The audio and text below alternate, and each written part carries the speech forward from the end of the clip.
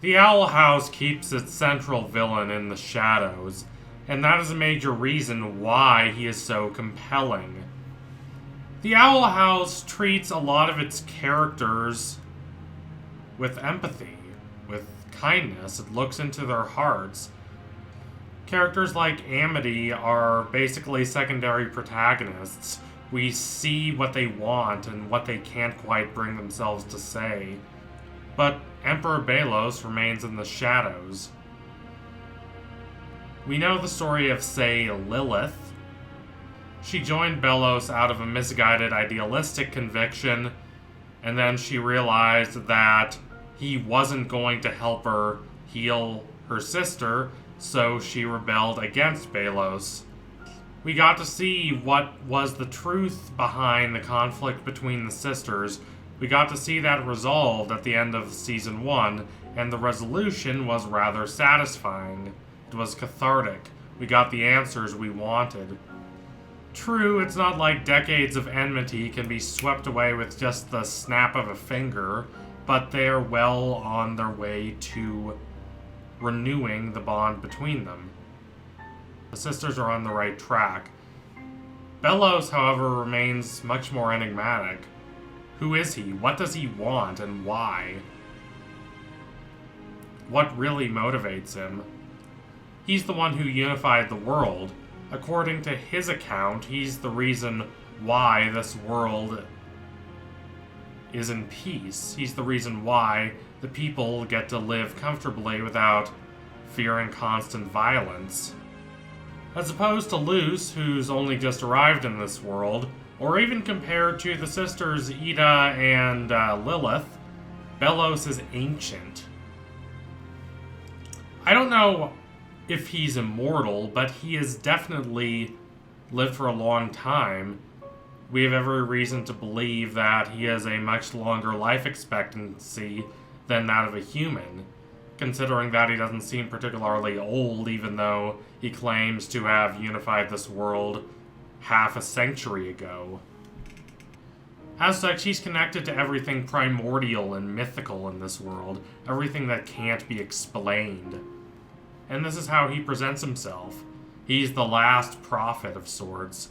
He claims that he can speak with the Titan, and admittedly, we don't know whether this is actually true. We don't know if he is actually following the Titan's orders, but that's how he wants to present himself. He aligns himself with the mythical and the primordial. And he has a real flair for the dramatic and the ritualistic, as demonstrated by how he literally lives in the very heart of this world. Now, I don't think we need to fear that we're not going to get any more information about him. I highly doubt this is going to be a Night King situation. Not finding out anything about this unknowable, elemental force associated with everything ancient and dark in this world would be a major disappointment. And I definitely remember the fan outcry when the Night King just died and we didn't learn anything about him in Game of Thrones, but I don't think that'll be the case here. That said, even if the show does reveal as much information as possible about the Emperor, there is, I believe, a limit to how much we can know about him. That might seem strange, but let me explain. When we talk about different kinds of magic in a fantasy context, the division that usually gets bandied about is that which exists between so-called hard magic and so-called soft magic. But in reality, that dichotomy is just a proxy for a much more interesting dichotomy between magic as a skill that can be learned and magic as a permanently ambiguous and opaque force. Basically, the question is, can you understand magic using human logic and reason? A good example of this is in the Harry Potter series. In Harry Potter, magic is very much a skill you can learn in school just like any other, given that you have the capacity to learn magic. It's no different from chemistry or biology or mathematics. Magic in something like The Lord of the Rings, however, is more primal and mythical. Of course, these two don't have to exist on entirely opposite ends of the spectrum. A show like Avatar has it both ways. Bending, the central form of magic in this world, is a skill that can be learned, like any other, but there is also a different kind of magic. A magic that's less logical, less bound to specific rules and conventions. This is the magic of the swamp that we see in Season 2 of Avatar, and again in Season 4 of Korra. And this is the magic that has Yue turn into the moon spirit. None of that can be explained given the laws of bending. If there is a second, more spiritual kind of magic at work here, Belos will remain somewhat ambiguous and unknowable.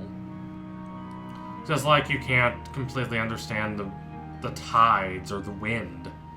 You can predict where the wind will blow, and you can recite a bunch of scientific information about what the wind is, but that doesn't mean you can completely know it. There's still something very ancient and older than human civilization about something like the wind or the tides or these elemental forces. Now, conversely, Belos might not be associated with those forces at all. That might just be a trick. He might just be a fraud. And that could be just as interesting. He could just be some scheming, striving Machiavellian type who convinced others he has this special sort of mythical connection. If Belos is a fraud, he could be very dangerous. I love Amity and Luce and Ida, but none of them are skilled tacticians, per se.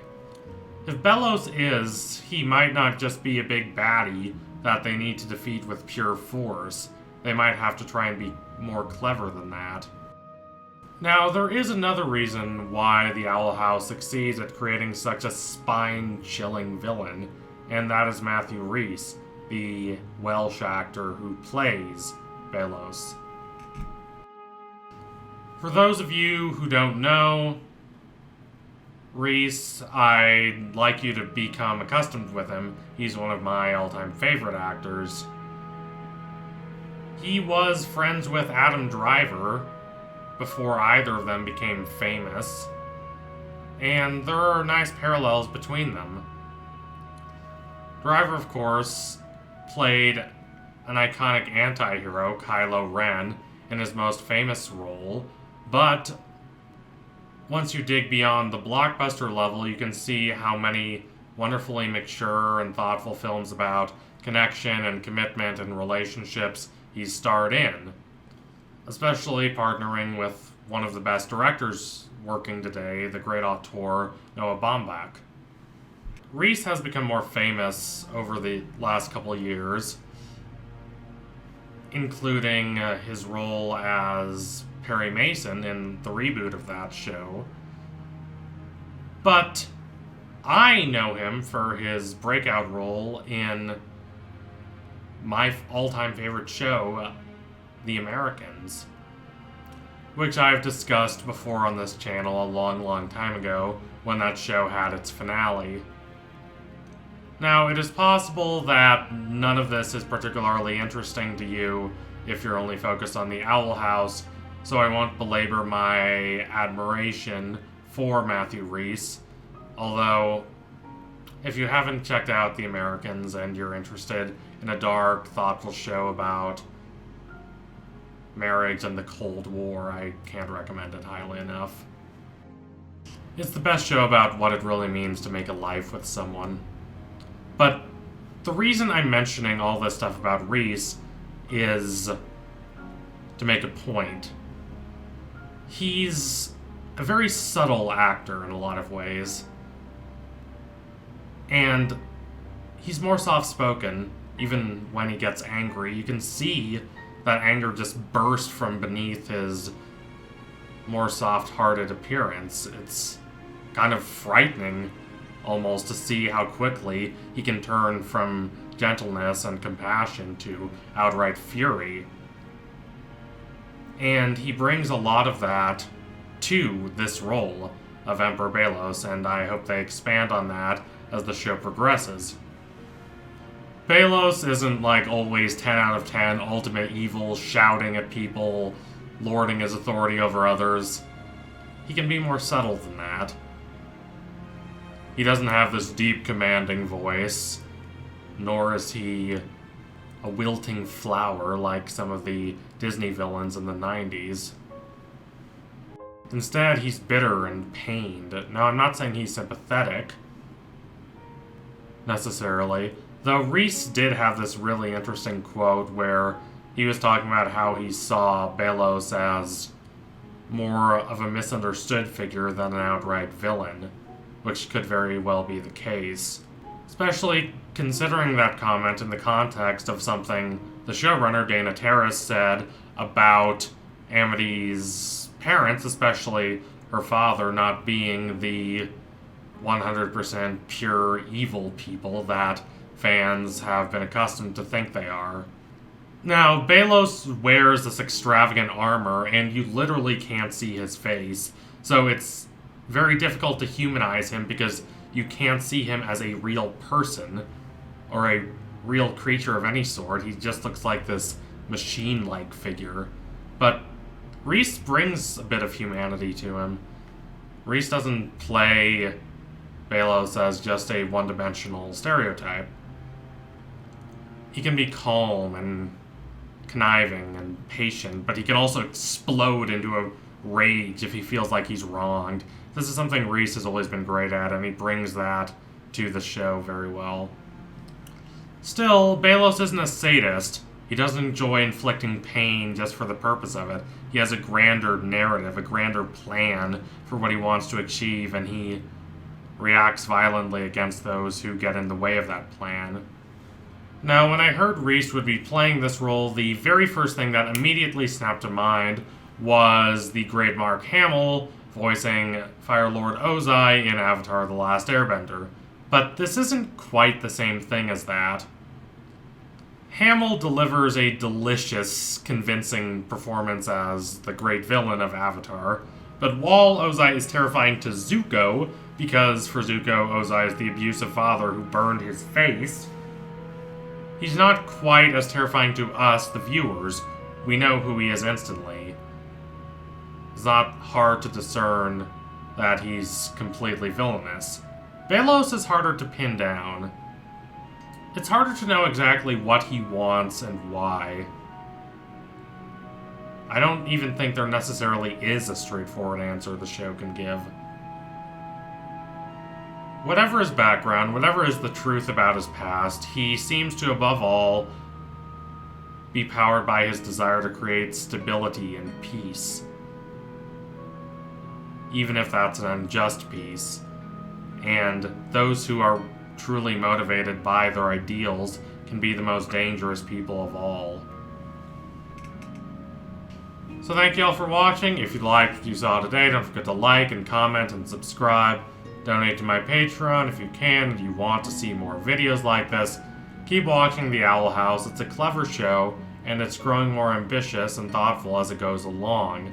I can't wait to see what they do with it from here. There are so many interesting avenues the show can go down, with its protagonists and with Belos. So anyway, tune in soon for my next analysis. It will be coming soon, that I promise you. Thank y'all again. Adios, comrades.